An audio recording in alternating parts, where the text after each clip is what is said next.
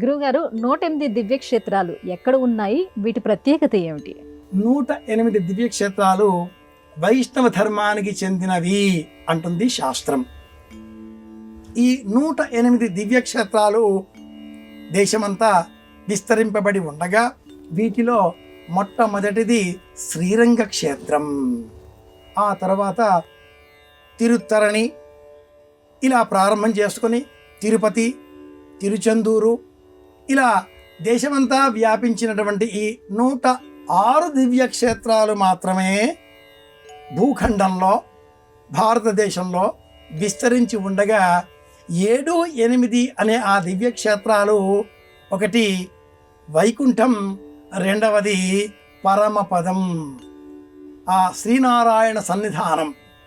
7, 8 ఈ లోకంలో కనిపించేవి కావు.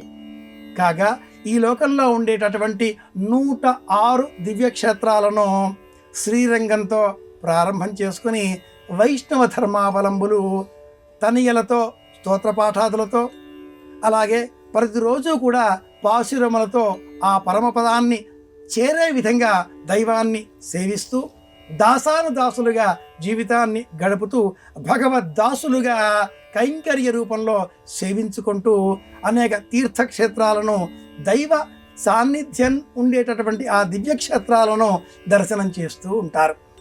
అయితే భౌతికంగా కనిపించే ఈ 106 దివ్యక్షేత్రాలు దేహంలోనే అని కూడా శాస్త్రం వివరిస్తుంది. దేహో దేవాలయ ప్రోక్తో జీవో దేవ సనాతన. ఆలయాలకు వెళుతున్నాం, శరీరాన్ని తీసుకువెళుతున్నాం, మనస్సు కాదు కదా. మనస్సుతో మనం దర్శనం చేసుకోగలిగితే త్రివేణి సంగమం ఇక్కడే, త్రికూటము ఇక్కడే, తిరుపతి ఇక్కడే, రామేశ్వరుడు లోపలే, వైద్యనాథుడు లోపలే, పూరీ దివ్యక్షేత్రము లోపలే, సమస్త 106 దివ్యక్షేత్రాలు కూడా మనలోనే మనం దర్శించగలుగుతాం. ఆండాళ్ జన్మించిన దివ్యక్షేత్రం విల్లిపుత్తూరు ఈ 106లో ఒకటి.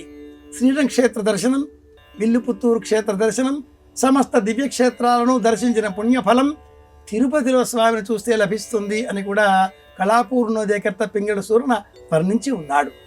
106 దివ్యక్షేత్రాలు ఈ లోకంలో వ్యాపించి ఉండగా 7, 8 దివ్యక్షేత్రాలు వైకుంఠం, పరమపదం ఇలా చెప్పుకోవాలి.